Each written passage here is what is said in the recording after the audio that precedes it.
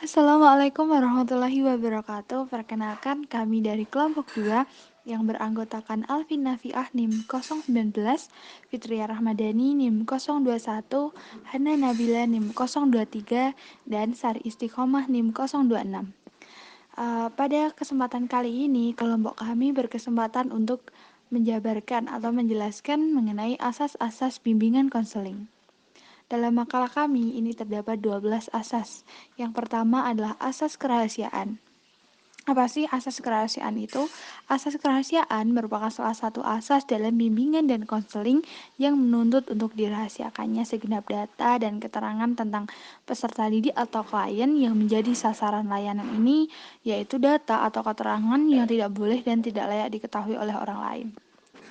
Nah, di dalam buku Hartono dan Boy Sudarmaji, asas kerahasiaan atau disebut dengan konfidensial ini merupakan perilaku konselor untuk menjaga rahasiaan segala data atau informasi tentang diri konseli berkenaan dengan pelayanan konseling. Dengan terlaksananya asas ini, maka penyelenggaraan konseling akan mendapatkan kepercayaan dari semua pihak, karena asas ini merupakan asas kunci dalam usaha pelayanan konseling. Kemudian yang kedua ini adalah asas kesukarelaan. Asas kesukarelaan yaitu asas bimbingan dan konseling yang menghendaki adanya kesukarelaan dan kerelaan peserta didik atau disebut juga klien untuk mengikuti ataupun menjalani layanan ataupun kegiatan yang diperuntukkan baginya.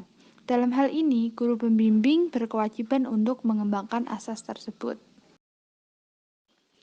Kemudian, untuk asas yang ketiga ini adalah asas keterbukaan. Asas keterbukaan adalah asas bimbingan dan konseling yang menghendaki agar peserta didik atau konseli yang menjadi sasaran layanan ini bersifat terbuka dan tidak berpura-pura, baik di dalam memberikan keterangan tentang dirinya sendiri maupun dalam menerima berbagai informasi dan materi dari luar yang berguna bagi pengembangan dirinya.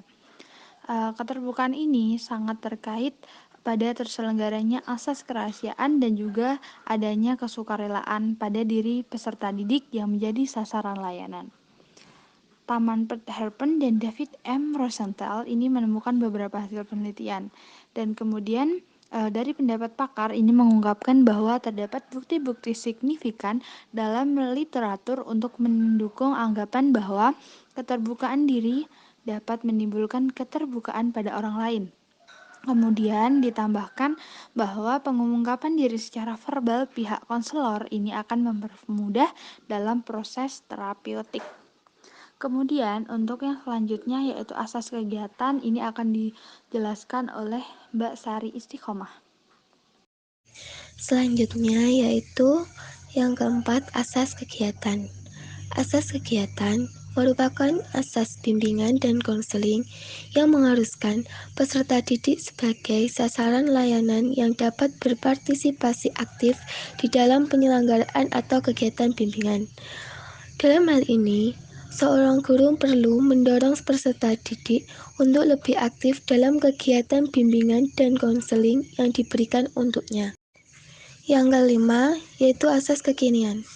Asas kekinian merupakan suatu asas yang mengharuskan agar objek dari sasaran layanan bimbingan dan konseling yaitu permasalahan yang dihadapi peserta didik dalam kondisi sekarang, pelayanan terhadap apa yang dihadapi pada masa yang akan datang atau masa lampau, ditinjau dari dampak atau yang berkaitan dengan kondisi yang ada dan apa yang dilakukan sekarang. Yang keenam yaitu asas kemandirian. Asas kemandirian menunjukkan pada tujuan umum dari bimbingan dan konseling, yaitu diharapkan seorang peserta didik yang sebagai sasaran layanan atau kegiatan bimbingan dan konseling menjadi pribadi yang mandiri, dengan tanda peserta didik dapat mengenal diri sendiri dan lingkungan di sekitarnya. Selain itu, juga dapat mengambil keputusan, mengarahkan, dan mewujudkan diri sendiri. Guru pembimbing perlu mengarahkan segala pelayanan bimbingan dan konseling yang diselenggarakan untuk perkembangan kemandirian peserta didik. Selanjutnya adalah asas kedinabisan.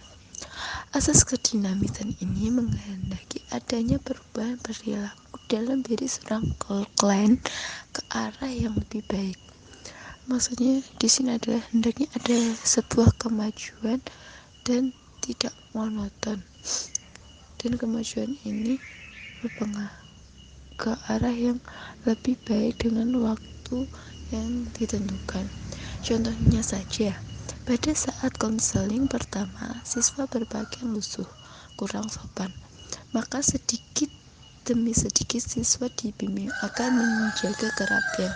Diharapkan semakin hari kerapian dan kesopanan siswa dapat meningkat. Asas keterpaduan.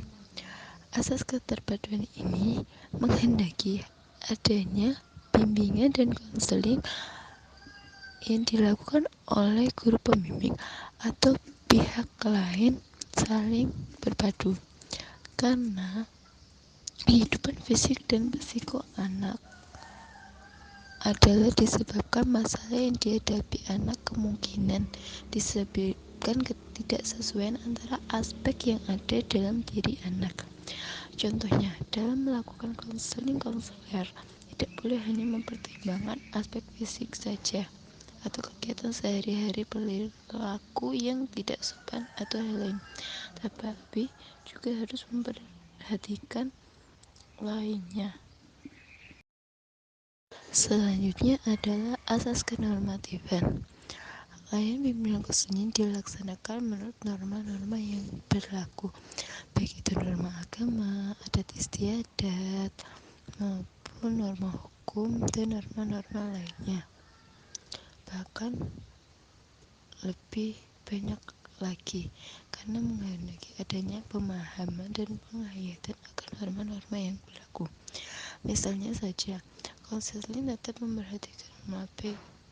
Misalnya saja, konseling tidak menggunakan norma berlaku, maka seorang yang berkonsultasi bisa menggunakan celana pendek atau pakaian yang tidak sesuai.